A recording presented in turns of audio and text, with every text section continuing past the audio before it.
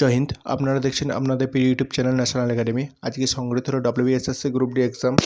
চলো দেখে নেওয়া যাক আজকের এক্সামে কাট আপ কেমন যেতে পারে। তবে কাট আপ দেখে নেওয়ার আগে আমরা বেশ কয়েকটি জিনিস দেখে নেব। আজকে দেখে নেওয়া যাক কোশ্চেন লেভেল কেমন ছিল। কোশ্চেন লেভেল ছিল ইজি টু মডারেট এবং কোন কোন বিষয় থেকে কত নম্বর কোশ্চেন এসেছিলো একবার দেখে নেওয়া যাক। হিস্ট্রি থেকে 3 নাম্বার এসেছিল, জিওগ্রাফি থেকে 1 নাম্বার এসেছিল, কারেন্ট অ্যাফেয়ার্স থেকে 5 নাম্বার, স্ট্যাটিক জিকে থেকে 3 নাম্বার, ম্যাথামেটিক্স থেকে 11 নাম্বার, রিজনিং থেকে 9 নাম্বার, কম্পিউটার থেকে 4 নাম্বার, পলিটি থেকে 4 নাম্বার। টোটাল নাম্বার ছিল 40টা, টাইম ছিল 1 ঘন্টা 20 মিনিট। চলো দেখে নেওয়া যাক এবার কাট আপ কেমন যাবে।